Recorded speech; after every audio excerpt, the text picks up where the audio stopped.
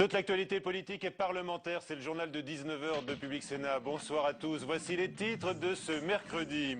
Jean-Marc Ayrault confronté à la colère des métallos de Florange. Ils tentent toujours, à l'heure actuelle, de leur vendre l'accord conclu avec Mittal. L'explication de texte qui s'annonçait houleuse se poursuit donc et se prolonge à cet instant même à Matignon ce soir. Le Sénat autorise la recherche sur l'embryon et les cellules souches, un vote en pleine nuit qui révolutionne l'approche retenue jusque-là en France au nom de l'éthique. Ce soir, les évêques se disent choqués. Les explications et la réaction dans ce journal du généticien Axel Kahn. Les écologistes en force aujourd'hui au Sénat pour faire avancer leurs vues, mais les ténors des autres partis invités se sont décommandés, se privant donc des interpellations de Nicolas Hulot, Daniel Cohn-Bendit ou encore José Bové. Ce dernier est notre invité ce soir avec la sénatrice Leïla Haïchi. Une réunion sous haute tension donc à Matignon où les syndicats de Florange avaient été conviés. Ils sont toujours reçus par Jean-Marc Ayrault. Jusqu'au dernier moment, le Premier ministre avait calé avec ses ministres, dont Arnaud Montebourg, ses réponses aux métallos furieux de l'accord conclu avec Mittal. Sur place, tout de suite, nous retrouvons Michael Zamès. Où est-ce que nous en sommes, Michael ?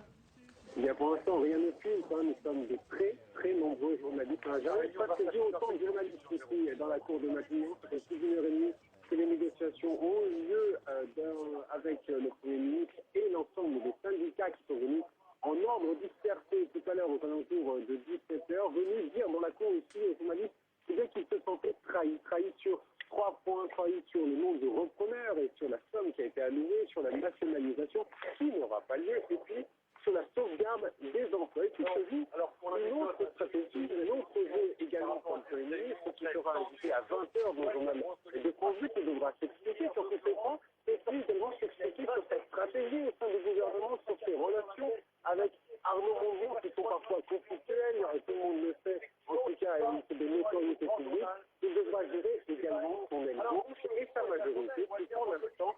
Voilà, la liaison est un petit peu difficile. On vous retrouvera un petit peu plus tard, Michael, j'espère en tous les cas, lorsque les syndicalistes sortiront donc de cet entretien avec le Premier ministre et les ministres concernés. Jérôme Cahuzac va porter plainte contre des accusations qu'il qualifie de délirantes. Le ministre du Budget a riposté sur un ton très véhément aujourd'hui lors des questions d'actualité, après l'affirmation par Mediapart selon laquelle donc il a disposé d'un compte en Suisse. On écoute le ministre. Je dément catégoriquement les allégations contenues sur le site Mediapart. Je n'ai pas, monsieur le député, je n'ai jamais eu de compte à l'étranger, ni maintenant, ni avant. Je dément donc ces accusations et j'ai saisi la justice d'une plainte en diffamation, car ça n'est que devant la justice, hélas, que les accusateurs doivent prouver la réalité des allégations qu'ils avancent. Jérôme Cahuzac cet après-midi à l'Assemblée nationale. Report à demain de la nouvelle rencontre qui était prévue entre Jean-François Copé et François Fillon. Un problème d'emploi du temps, dit-on. Les sénateurs fillonistes Larcher, Longuet, Buffet et Rincourt veulent un nouveau vote rapidement. Ils l'ont fait savoir en fin d'après-midi.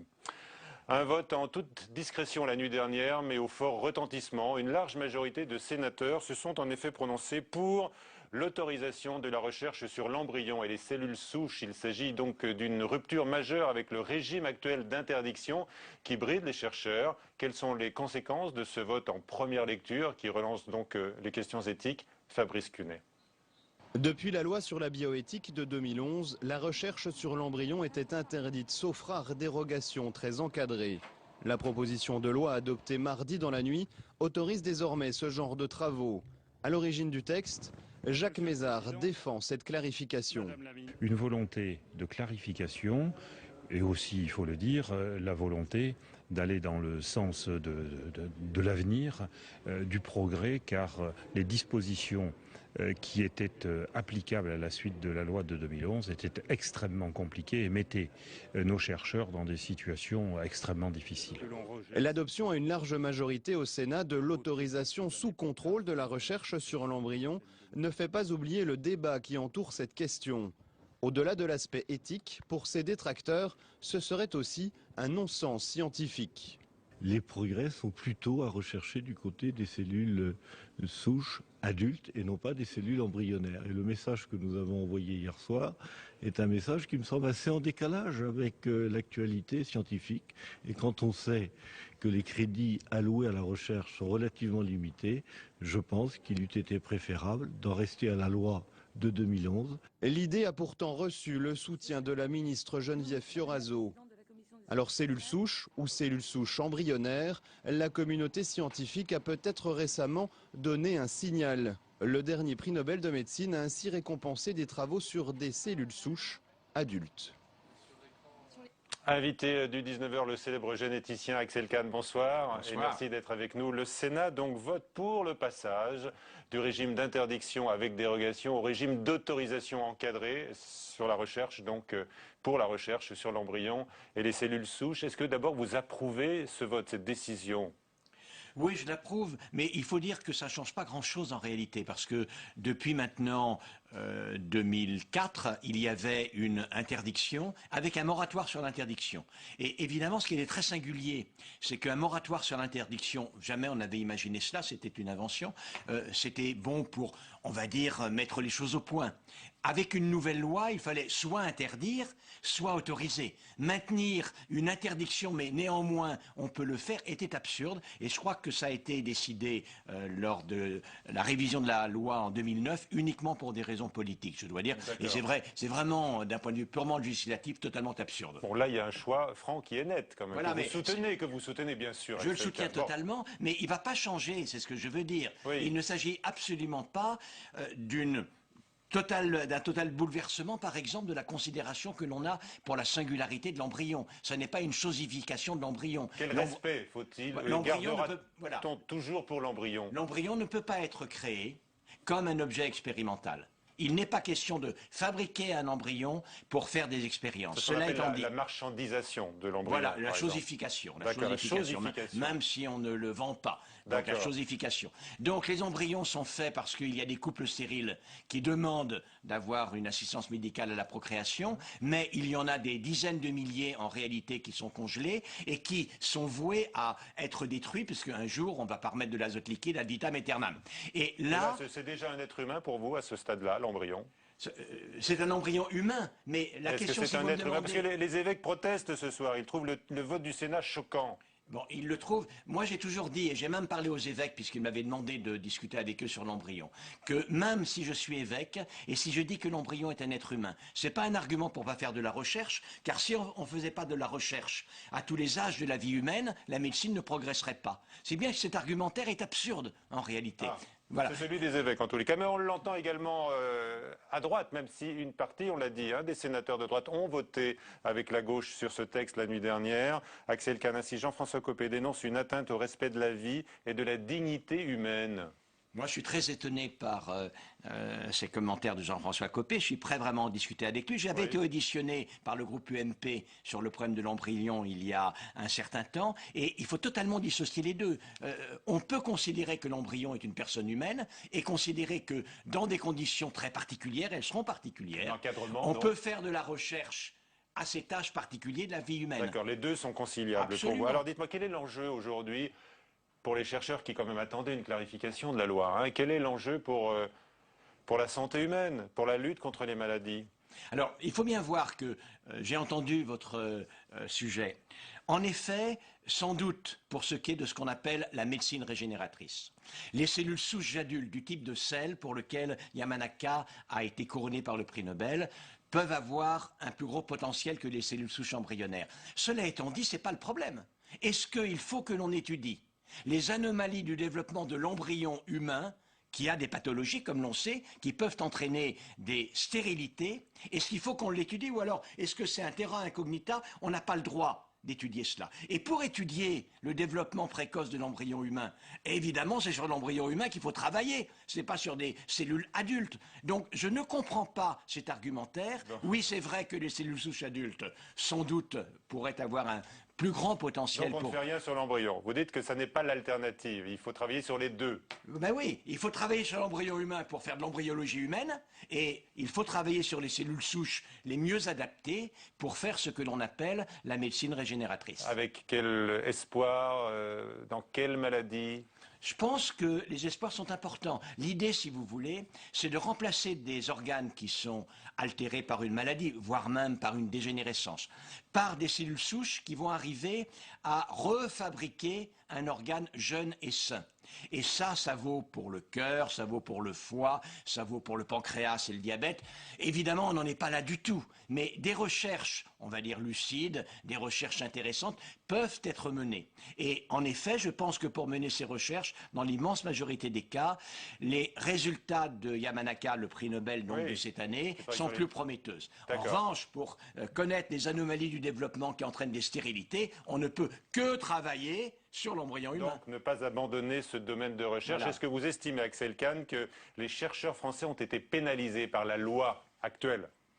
La loi a été très compliquée. Ça ne nous a pas bloqués. Comme je vous l'ai dit, non, comme je vous l'ai dit, on est dans une situation qui est absurde. Elle est absurde puisque la loi dit c'est interdit mais c'est autorisé. Et quand on l'a révisé, on a dit c'est toujours interdit mais c'est toujours autorisé. Et en réalité, c'est compliqué et surtout ça n'est pas défendable, ça n'est pas lisible, c'est à peine digne d'une certaine manière. Il vaut mieux dire la représentation nationale a pour l'embryon une considération particulière et on va indiquer comment protéger la recherche sur cet âge particulier du développement de ce qui sera peut-être une personne humaine. Ça, on peut le dire. C'est dit, par exemple, ce sera uniquement avec une finalité médicale. Hein. Oui, et aussi sur les embryons surnuméraires. C'est-à-dire, évidemment, il n'est pas question de fabriquer des embryons pour la recherche. Des embryons qui n'ont plus de projet parental, on pourrait dire. Qui n'ont plus de projet parental, qui ne sont que voués à être détruits. Vous n'êtes pas surpris quand même, Axel Kahn, de voir quand même que ce qui est présenté quand même par certains comme une avancée, ce texte de loi, soit adopté en pleine nuit, comme ça, presque en catimini, alors que sur un sujet aussi grave, on réclame toujours de grands débats. Mais là, il ne faut pas exagérer. Je vous rappelle qu'il y a eu des grands débats lors de la révision de la loi de 2009. Et en plus, c'était pas en catimini, puisque dans cette affaire-là, et j'en ai été témoin, parce que j'ai été auditionné par tous les groupes politiques, une grande partie de la droite considérait également que c'était tout à fait raisonnable d'autoriser la recherche sur l'embryon. Comme je vous dis, l'argumentaire pour le refuser, même pour un catholique fervent, honnêtement, il n'est pas recevable, il n'est pas crédible. Merci beaucoup, Axel Kahn, d'être venu avec vos explications sur ces sujets toujours complexes. Merci beaucoup. Dans l'actualité également, au Sénat, 106 sénateurs UMP ont saisi aujourd'hui le Conseil constitutionnel sur le projet de loi de financement de la sécurité sociale pour l'an prochain. Ils mettent en doute la constitutionnalité de différents articles du texte qui a été définitivement adopté lundi par le Parlement.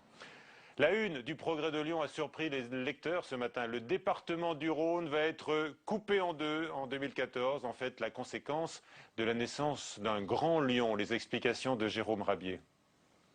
C'est une petite révolution qui se prépare dans la capitale des Gaules. En devenant métropole d'intérêt européen, l'agglomération du Grand Lyon quittera le giron du département du Rhône. Un nouvel échelon administratif rendu possible dans le cadre de la nouvelle loi de décentralisation.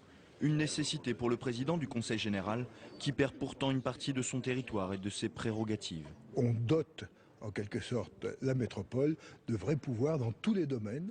C'est aussi pour nous une façon de rendre plus efficace l'action publique, d'éviter les doublons et en période d'argent public rare, d'être plus efficace avec, je l'espère, moins cher. Concrètement, le département du Rhône, privé du Grand Lyon, transférera ses compétences en matière d'aide sociale, de petite enfance, du handicap et de gestion des collèges. C'est donc une agglomération au pouvoir élargi qui va voir le jour.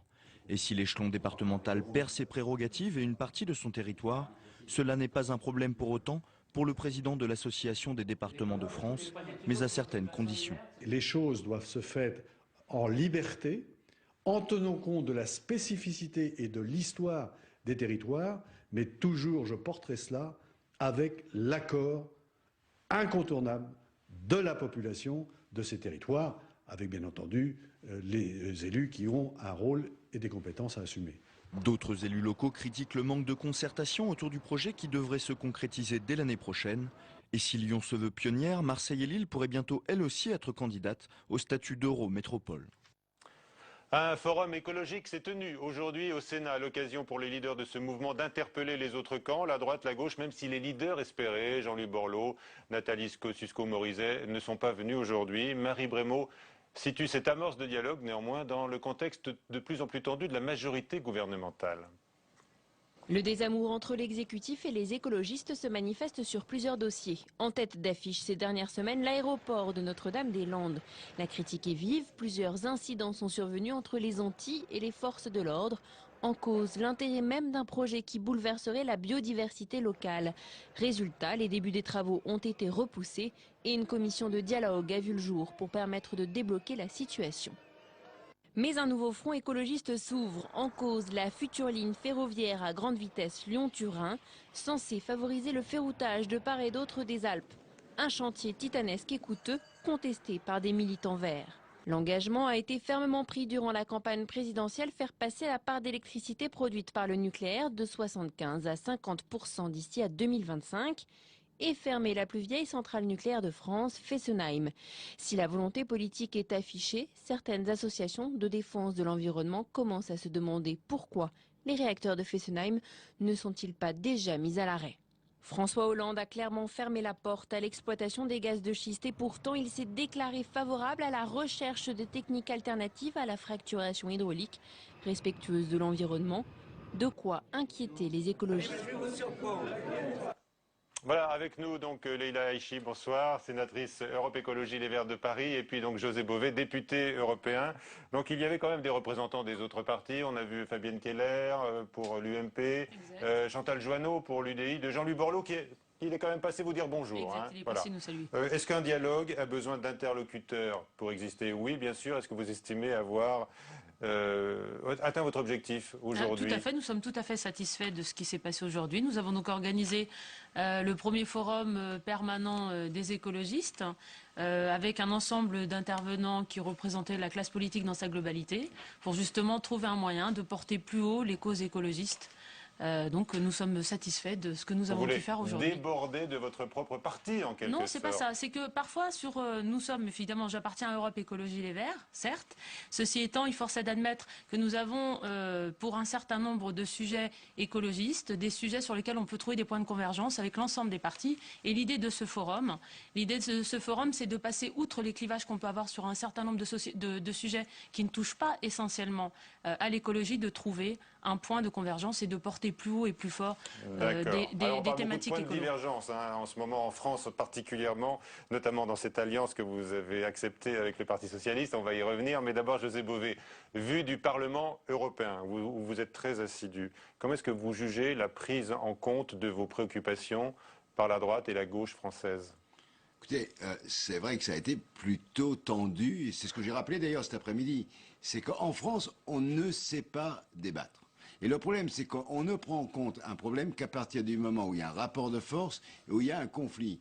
J'ai rappelé les OGM, j'ai rappelé le gaz de schiste, on parle aujourd'hui de Notre-Dame-des-Landes. Et droite et gauche confondues, on se retrouve dans une situation où la culture du débat n'existe pas dans notre pays. Donc c'est vrai que cette première rencontre aujourd'hui des écologistes, elle avait d'abord pour but de dire les écologistes qui fassent partie des groupes politiques identifiés, qui soient dans des associations, parce qu'il y avait beaucoup de représentants associatifs ou de mouvements qui étaient là, il faut peut-être qu'ils construisent ensemble un modèle de débat démocratique sur ce genre de sujet. Déjà s'entendre sur la façon de se parler. Parce que, c'est-à-dire de se parler avec les citoyens. Parce que moi j'ai parlé des grands projets, par exemple, qui ont été qualifiés par beaucoup d'inutiles et d'imposés. C'est-à-dire que souvent les choses arrivent d'en haut, les gens sur le terrain, on la voit avec Notre-Dame-des-Landes, on l'a vu sur le gaz de schiste, on l'a vu avec les OGM, 3 sujets très emblématiques du combat écologique, ces sujets qui n'ont pas été débattus en amont. Et ça, on voit effectivement que ça crée problème.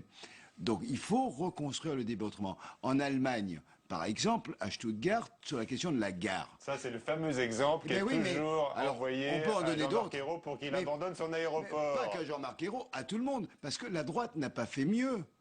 De la même manière, quand on s'est opposé effectivement au gaz de schiste, il a fallu qu'il y ait un rapport de force et que l'ensemble des élus, y compris de la majorité de l'époque, se disent attention, il va y avoir le feu au lac. S'il n'y a pas une loi qui interdit la fracturation hydraulique, on va dans le mur. Donc voilà. Et ça, c'est absolument invraisemblable que sur des questions écologiques qui concernent tout le monde, qui peuvent être transpartis, qui peuvent rassembler les citoyens venant de tous les horizons, on ne soit pas capable de construire le débat. Leïla Aichi, vous n'imaginez pas un jour vous associer politiquement avec la droite? Non, mais si on peut tomber d'accord sur des sujets écologiques qu'on peut porter collectivement, avec grand plaisir, aucun problème. Par exemple, là, si on peut s'entendre très prochainement, on va revenir sur le sujet du bisphénol A qui va être rediscuté au Sénat le 13 décembre prochain. Si on peut trouver un terrain d'entente, moi j'étais évidemment pour une interdiction à partir du 1er janvier 2014. Évidemment, si je peux m'entendre avec la droite pour porter des thématiques écologistes de manière beaucoup plus prégnante, beaucoup plus importante dans notre société, j'ai aucun problème. D'accord, ça c'est un sujet primordial, j'ai envie de dire, puisqu'on a découvert aujourd'hui qu'il y avait une alerte sur le sperme des Français avec les spermatozoïdes qui ont chuté de plus de 30% en 16 ans, en cause notamment ce qu'on appelle les perturbateurs endocriniens, c'est notamment le bisphénol A contre lequel vous luttez, mais il y a également les phtalates et puis le FCB, tout ça. Donc là, évidemment, on se dit ça doit être un sujet de consensus. Mais de toute manière, la santé doit être un sujet de consensus. Ça ne doit pas souffrir un once de doute quelconque. De toute manière, dès lors qu'on peut se mettre, et c'était l'idée justement de notre forum aujourd'hui, c'est de se rendre compte que malgré nos différences politiques, on a quand même des sujets sur lesquels on peut s'entendre. Et la santé, je pense, indépendamment du fait qu'on appartienne à l'UMP, qu'on appartienne au MoDem, à l'UDI, au Parti communiste, aux radicaux de gauche, à Europe Écologie Les Verts et au Parti socialiste, on peut s'entendre sur des sujets de santé. Et que bien évidemment, si on peut trouver un terrain d'entente, c'est aussi certainement ça. La politique autrement, c'est aujourd'hui notre manière de penser, de travailler, de réfléchir. Et comme tu disais très justement tout à l'heure, José, on manque peut-être de consensus. Et ce qui est important, c'est de faire avancer ces thématiques qu'on devrait hiérarchiser. La santé ne devrait pas faire l'objet de discorde entre les différents partis. Vous avez cité Notre-Dame-des-Landes. Les squatteurs poursuivent en ce moment leurs installations. Vous les suivez de très près. Ils sont sous la menace d'une intervention policière. Ils la redoutaient hier. Est-ce que vous-même, vous la craignez dans les jours qui viennent, sachant qu'on attend quand même la décision du juge des référés? Oui, il y a d'abord une décision de justice qui doit intervenir le 11 décembre. Sur la démolition des fameuses cabanes. Parce que c'est le préfet qui a porté plainte, qui demande la destruction. Or, ce n'est pas l'État qui est propriétaire, c'est Aéroport Grand Ouest. Donc, il y a un problème juridique. C'est pour ça que le tribunal des référés s'est donné 8 jours pour savoir. Donc, moi, ce que j'espère, c'est qu'il n'y aura pas d'intervention policière. Aujourd'hui, ça serait vécu comme une nouvelle provocation.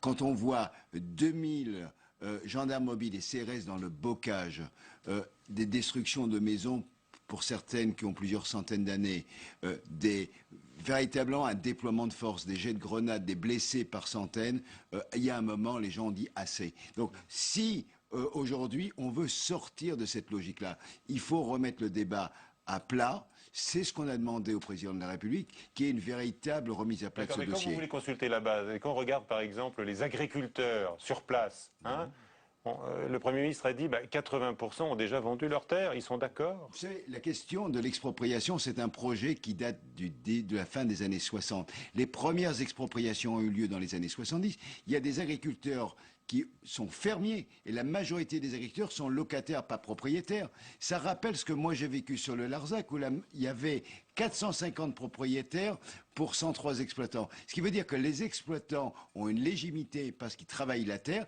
Les propriétaires, c'est une autre légitimité, donc il faut faire attention. Vous avez l'impression de revivre un nouveau Larzac? J'ai l'impression que c'est un combat qui est emblématique aujourd'hui de l'écologie au sens large et de la nécessité de reprendre la réflexion sur ces grands projets. Est-ce qu'on a besoin de reconstruire aujourd'hui un aéroport à 20 km d'un aéroport existant pour exactement le même nombre de passagers? Vous mettez en cause toutes les décisions qui sont prises. Est-ce qu'on a besoin par exemple d'une ligne TGV entre Lyon et Turin? C'est ce que j'ai proposé d'ailleurs, le débat que j'ai proposé. Est-ce qu'on a encore besoin de l'EPR? Mais écoutez, ça dépend, si on gaspille de l'argent qu'on peut faire de la transition énergétique. On ne peut pas être d'accord avec des gens qui n'ont pas la même vision de la société et la même idée du modèle de croissance. Ce que je dis à Jean-Marc Ayrault, mais ce que je dis à tout le monde, c'est que ça a été le débat de cet après-midi et tout le monde s'est entendu sur ce débat. Et je crois que c'est ça qui est important. C'est que pour nous, c'est comment on reconstruit le débat, y compris pour réinterroger des grands projets qui ont pu être mis en œuvre il y a 20 ans ou 30 ans, mais qui peut-être aujourd'hui ne correspondent plus. Parce que la question du réchauffement climatique, notamment, est devenue une question centrale qui nous concerne tous. Donc, ouvrons ce débat et c'est ça, je crois, la grande force que ma collègue du Sénat a eu vraiment Leïla l'honneur Haïchi, d'organiser. vous allez reproduire ce forum tous les ans?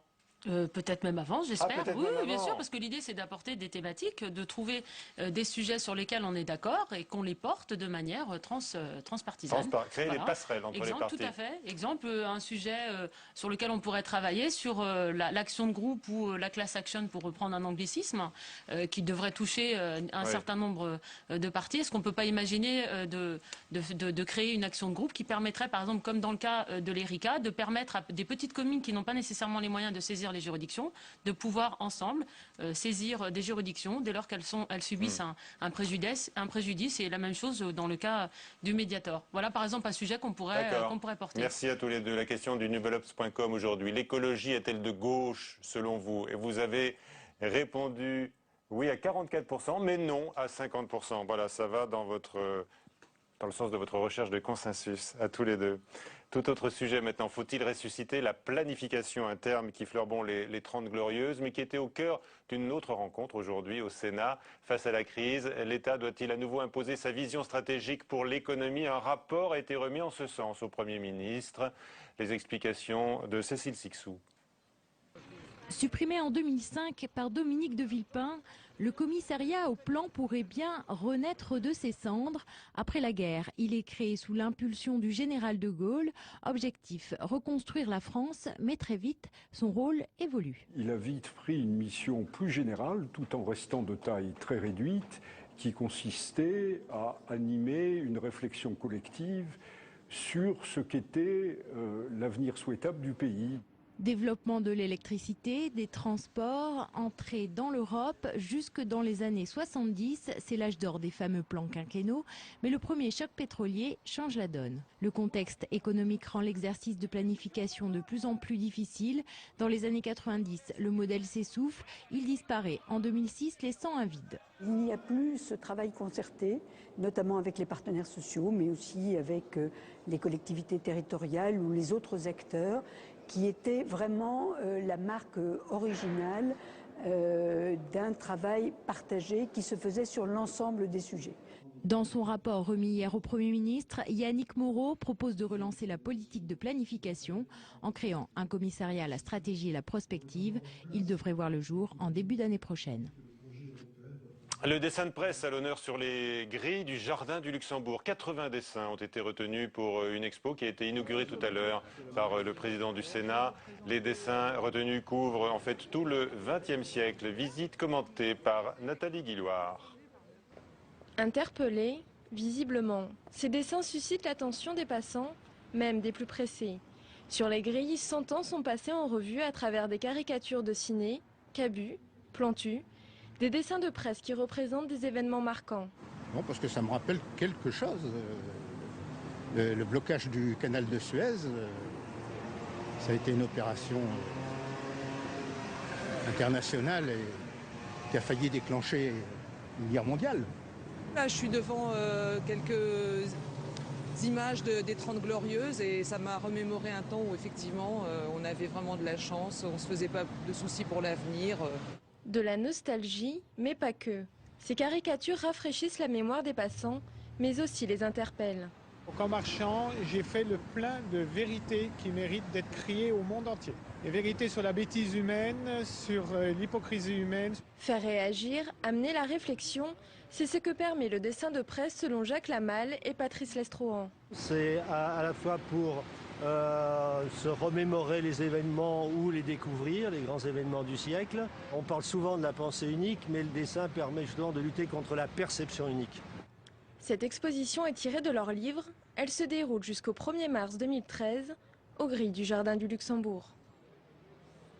La réunion de Matignon avec l'intersyndicale de Florange se prolonge toujours à l'heure où je vous parle. Seul un délégué de FO a quitté les lieux tout à l'heure. Sachez également que de violents affrontements ont éclaté ce soir devant la présidence au Caire, la présidence égyptienne au Caire, entre des partisans du président Morsi et des manifestants qui protestent contre le renforcement de ses pouvoirs. À 22 h, Sonia Mabrouk pour le prochain journal sur Public Sénat, à suivre sur la chaîne parlementaire Assemblée nationale. Question d'info. Bonsoir.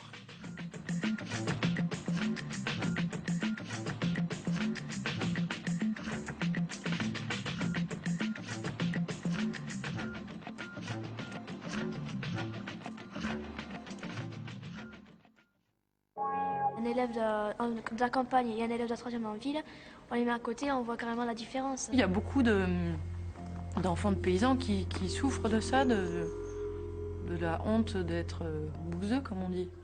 Les jeunes des campagnes ont-ils les mêmes chances dans la vie que les jeunes des villes? Quel est l'impact de l'éloignement des établissements scolaires et des lieux culturels sur leurs choix personnels et professionnels? Réponse tout en nuances et en pudeur par les intéressés eux-mêmes. Une jeunesse en jachère, samedi à 22 h sur Public Sénat.